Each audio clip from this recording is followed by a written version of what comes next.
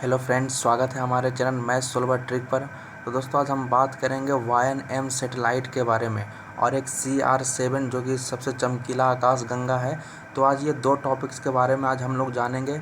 अब जैसा कि आप देख सकते हो फ्रेंड कि जितना भी आजकल जो PCS लेवल का जो एग्ज़ाम होता है, चाहे वो BPSC हो, UPSC हो, UPPCS हो, जितना भी PCS एग्ज़ाम होता है तो उन सभी में जो बायोटेक्नोलॉजी का जो क्वेश्चन जो है वो भी आता है। और SSC CGL हो, CPO हो, CHSL हो, तो उन सभी में जो GK और GS का जो लेवल जो होता है वो काफ़ी धीरे धीरे हाई करते जा रहा है। ठीक है, तो बायोटेक्नोलॉजी का एक आपका अहम टॉपिक से YNM सैटेलाइट और CR7 क्या है, चलिए इसे सरल तरीके से समझते हैं कि ये क्या है। ठीक है, तो लेकिन आज का वीडियो स्टार्ट करने से पहले चैनल को सब्सक्राइब कर दीजिए, लाइक करिए, कमेंट करें और अपने दोस्तों को व्हाट्सएप ग्रुप पर शेयर कर दें। बगल में बेल आइकन का निशान होगा तो उसे भी आप प्रेस कर दें ताकि आपको वीडियो का नोटिफिकेशन समय समय पर मिल सके। तो चलिए सबसे पहले इसके बारे में जान लेते हैं कि YNM सैटेलाइट है क्या। तो इसके बारे में थोड़ा सा आपको ख्याल रखना पड़ेगा कि अप्रैल 2013 को रूस ने, ठीक है, ये डेट भी आपको याद रखना है कि अप्रैल 2013 को रूस ने एक अनोखा उपग्रह अंतरिक्ष की कक्षा में प्रक्षेपित किया है।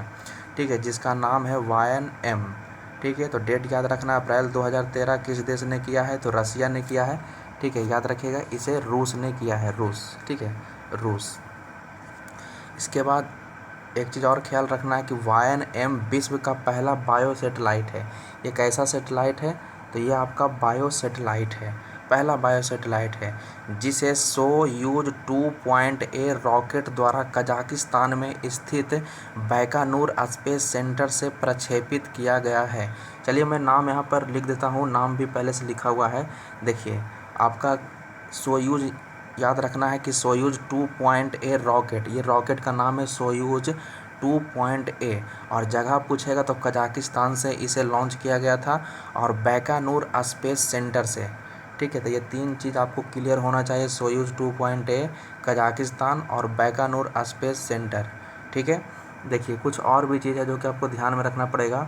इसके बारे में कहा जाता है कि आपका जो ये जो सेटेलाइट है ये छिपकली तथा चूहा, ठीक है, आपका क्या है, छिपकली और चूहा, छिपकली तथा चूहे सहित 100, ठीक है, 100 छोटी प्रजातियों के जीवों को अंतरिक्ष में भेजा गया है। इन जीवों के अतिरिक्त विभिन्न जीवाणुओं, पौधे तथा बीजों को भी उपग्रह में रखा गया है। इसके अलावा जो पेड़ पौधे हैं, प्लांट्स हो, ठीक है, प्लांट्स है, ठीक है, बैक्टीरिया है, तो इन सभी को भी भेजा गया, छिपकली, चूहा, ऐसा 100 प्रजाति जो है जिसको भेजा गया है, उपग्रह में रखा गया है। ठीक है, इसके बाद कहा जाता है कि YNM सैटेलाइट का जो वजन जो है, ठीक है, इसका वजन जो आपका करीब है वो 63000, ठीक है, 6300 किलोग्राम, मतलब 6300 किलोग्राम, ठीक है, इसका वज़न है। तो ये याद रखना है। ठीक है, यह उपग्रह 70 विभिन्न प्रयोगों के निष्कर्ष के बाद मई 2013 में पृथ्वी पर वापस आया। 2013 में इसे वापस लाया गया, इस सैटेलाइट को 2013 में वापस लाया गया। तो ये आपका था YNM सैटेलाइट। अब हम जान लेते हैं किसके बारे में, अब हम जानते हैं CR7 है क्या। ठीक है, CR7 के बारे में समझते हैं कि यह CR7 है क्या। तो CR7 के बारे में कहा जाता है कि खगोलविदों ने आरंभिक ब्रह्मांड के सबसे चमकीला आकाशगंगा, सबसे चमकीला आकाशगंगा CR7 को खोजा।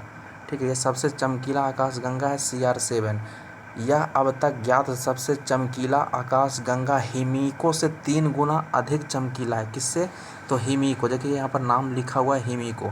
ठीक है, हिमीको से ये 3 गुना अधिक चमकीला है। कौन चमकीला है, तो CR7 चमकीला है। तो इसे आप याद रखिएगा।